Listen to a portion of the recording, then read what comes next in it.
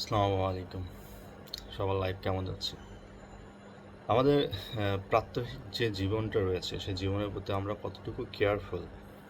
কখনো নিজেকে প্রশ্ন করেছেন যে আপনি আপনার জীবনের প্রতি কতটা দায়িত্ববান বা আপনার সময়ের প্রতি বা আপনার যে মহান আল্লাহ আপনাকে যে সুন্দর একটা জীবন দিয়েছেন, এই জীবনটাকে আপনি কতটা এনজয় করছেন, ভালোবাসছেন? যেমন আমি একটা জিনিস খেয়াল করলাম। এই যে আমাদের এখন বর্তমান জিনিসটা হচ্ছে মতিউর রহমান বা এনবিআর এর যে কেস গঠিত সংক্রান্ত একটা রিপোর্ট ওখানে দেখলাম যে একজন সরকারি কর্মকর্তা তার জীবনে এতটা পরিমাণ অর্থ আয় করেছে যে তার এই অর্থটা তার পরিবার বলেন বা তার সন্তান বলেন তা কখনোই কুড়াতে পারবে না, এবং এই অর্থটা অবৈধ এবং ঘুষের মাধ্যমে সেটা গেইন করেছেন। আজকে মারফত নিউজ পেপার বা নিউজ পোর্টালে আজকে দেখলাম। তো এখান থেকে আমাদের একটা জিনিস শিক্ষণীয় রয়েছে। আমরা যখন আমাদের প্রয়োজনে অধিক্য কোনো কিছু করি, সেটা কিন্তু আমাদের প্রতি একটা বার্ডেন হয়ে যায়, একটা চাপ হয়ে যায়। একটা জিনিস খেয়াল করবেন যে মহান আল্লাহ মানুষের হক নষ্ট করলে সেটা কিন্তু তিনি ক্ষমা করেন না যতক্ষণ না ওই ব্যক্তি বা ওই মানুষটা ক্ষমা না করেন। সো আপনি যখন একটা মানুষের হক নষ্ট করবেন, তার লাইফটাকে নষ্ট করবেন, মহান আল্লাহ কিন্তু এই জিনিসটা কিন্তু আপনার এই পাপের ফলটা কিন্তু দুনিয়াতেই দিয়ে দিবে, এবং পরকালে কিন্তু সেটা মহান আল্লাহর ইচ্ছা। আমার প্রয়োজনীয় একটা অ্যামাউন্ট, সাপোজ আমি ধরলাম আমার 50,000 টাকা যদি আমার প্রয়োজনীয় পার মান্থ বা প্রয়োজনীয় যে এক্সপেন্সটা আমাদের লাইফকে রান করার জন্য বা ফ্যামিলিকে রান করার জন্য, সেটা যদি আমি গেইন করতে পারি, তাহলে আমার এক্সট্রা এফোর্ট দিয়ে আর একটা মানুষের বা অন্য একটা মানুষের এই প্রয়োজনীয় অংশটাকে ভক্ষণ করে ফেলা বা এই প্রয়োজনীয় অংশটাকে ডিস্ট্র্যাক্ট করে দেওয়ার কোনো রাইট কিন্তু আমাদের নেই বা আপনার নেই। স্বাভাবিকভাবে আমরা যখন কোনো জিনিস নিয়ে খুব উতলা হই বা এক্সাইটমেন্ট হই, তাহলে দেখবেন সেক্ষেত্রে কিন্তু আমাদের অনেক বেশি টেন্স করে।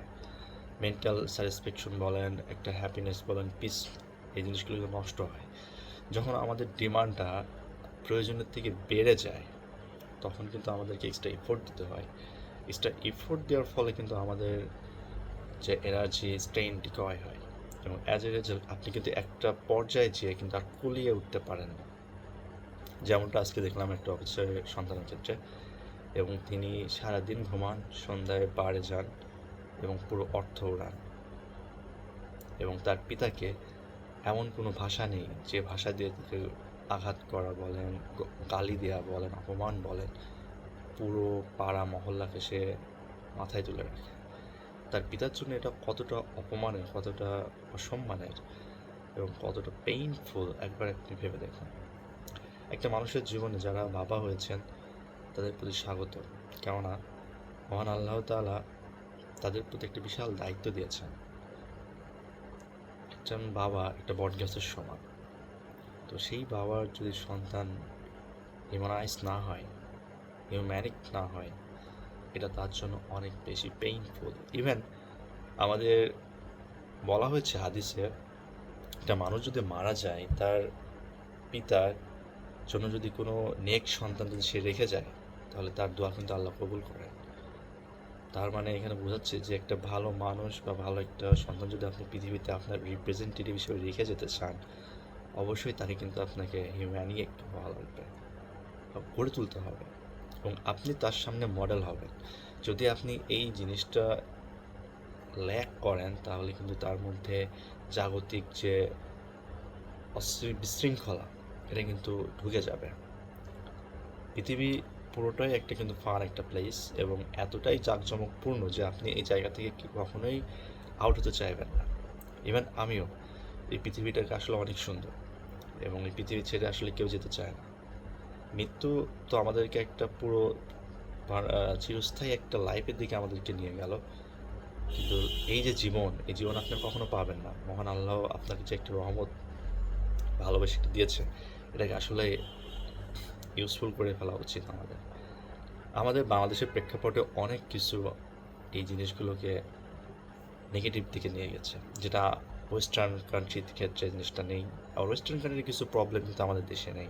যেমন তাদের মধ্যে বন্ডিং নেই, কিন্তু আমাদের মধ্যে ফ্যামিলির মধ্যে বন্ডিংটা রয়েছে, যেটা খুব ইম্পর্ট্যান্ট একটা ভালো ফ্যামিলি ক্রিয়েট করার জন্য বা আপনার মেন্টাল স্যাটিসফ্যাকশনের জন্য। সো আপনার জীবনটা যদি আপনি এইভাবে নেন, প্রয়োজনীয় অংশগুলো যদি আপনি পূর্ণ করেন এবং আপনার লাইফস্টাইল ঠিক মতো সেট আপ করেন, দেখবেন আপনার ডক্টরের কাছে যাওয়া লাগবে না, আপনার অন্য কোনো প্রবলেম হবে না, আপনি অসুস্থতা থেকে মুক্ত থাকবেন, আপনি পারিবারিকভাবে হ্যাপি হবেন, আপনার সন্তানগুলো আপনাকে আইডল হিসাবে ফলো করবে এবং তারাও খুব ভালো একটা ইফেক্টিভ পার্সনে পরিণত হবে এবং ফিউচারে সে পৃথিবীর যে জায়গায় যাবে না কেন সেই জায়গায় সে কিন্তু শাইনিং হবে এবং তার আলোয় পুরো অংশটা আলোকিত হবে। এই জন্য ফার্স্ট আমাদের বাবা মাকে এই জিনিসটা অনুধাবন করা উচিত। শিক্ষা আসলে সার্টিফিকেট গেইন করে পিএইচডি ডক্টরেট বা ডাক্তার হওয়ার ফলে ওটা কিন্তু গেইন বা এডুকেশনের ফর্মেটটা আসে না। এডুকেটটা বা এডুকেশনটা কিন্তু আমাদের অ্যাপ্রোচ, আমাদের ভিতরের সত্তা, আমাদের সত্য বলা এবং অন্যায় প্রতিবাদ করা এবং যেটা ন্যায়, যেটা ফেয়ার হয়, যেটা সব মানুষের জন্য উপকারী হয়, সেটা কিন্তু অনেক বেশি ইম্পর্টেন্ট। কাগজধারী শিক্ষাটা আসলে আমাদের প্রয়োজন নেই। আপনি এত ডক্টর বা পিএইচডি নিয়ে কী করবেন যখন আপনার দেশটা ভালো হবে না, আপনার দেশটা দুর্নীতিগ্রস্ত থাকবে, আপনার ফ্যামিলিটা আপডেট থাকছে না, আপনার ভিতরের সত্তার যে মানবিক মানুষটা রয়েছে সেই মানুষটা আসলে মানুষ না, যেটা আপনার ক্ষতি করছে এবং চারপাশে সেটাকে স্পয়েল করছে। সো এডুকেশন যে শিক্ষাটা আমাদেরকে লাইট আপ করে, আমাদেরকে আপডেট করে, সেটা কিন্তু অনেক বেশি প্রয়োজন। কাগজে শিক্ষায় ভার্সিটি বলেন বা অন্য কিছু যেটাই আমরা নিই না কেন, সেটা কিন্তু আসলে আমাদের আদৌ কোনো কাজে আসে না। প্র্যাকটিক্যাল লাইফে যখন আমরা একটা মানুষকে অনার করতে শিখি, সাপোর্ট করতে শিখি, প্রতারণা না করি, না ঠকাই, তখন কিন্তু এই জিনিসটা কিন্তু অনেক বেশি ইফেক্ট হয়ে যাবে আমাদের জন্য। যেমনটা আগে কিন্তু এত মানুষের শিক্ষা ছিল না, কিন্তু আমাদের মধ্যে চিটার বাটপার চোর ডাকাত এই জাতীয় জিনিস কিন্তু কম ছিল। আগে ছিল ডাকাত বা চোর, যেটা শীতল চোর বলেন বা ডাকাত বলেন যেটা, কিন্তু এখন যে বড় বড় ডাকাত রয়েছে, বড় বড় চোর রয়েছে, এই চোরগুলো কিন্তু সবাই শিক্ষিত এবং পিএইচডিধারী ডক্টর। তো এই শিক্ষাটা আসলে হিউম্যানের জন্য না, আমাদের দেশের জন্য না। এই শিক্ষাগুলো আমাদের দেশের অর্থনীতি মারছে, আমাদের দেশের বেকার অবস্থা তৈরি করছে, আমাদের দেশের চাটুকারিতা বলেন, আমাদের দেশে যে ক্রিমিনাল এই জিনিসগুলো ক্রিয়েট করছে। অ্যাজ এ রেজাল্ট আমরা ব্রেইন ড্রেইন হচ্ছি। আমাদের দেশে বেস্ট ট্যালেন্ট স্টুডেন্ট বলেন, ট্যালেন্ট পার্সন বলেন, এনলাইটেন পার্সন বলেন, তারা কিন্তু সবাই দেশ ত্যাগ করার জন্য খুবই অ্যাগ্রেসিভ। ইভেন যারা গ্র্যাজুয়েশন কমপ্লিট করছে আমাদের দেশের শিক্ষা ব্যবস্থার ক্ষেত্রে 82% পাবলিক বা স্টুডেন্ট তারা বাইরের দেশে সেট আপ করতে খুবই আগ্রহী। Even if I get that chance I will go. So আমাদের দেশের কী হচ্ছে না হচ্ছে বা না হবে এটা নিয়ে কিন্তু আমরা কখনোই ভাবি না।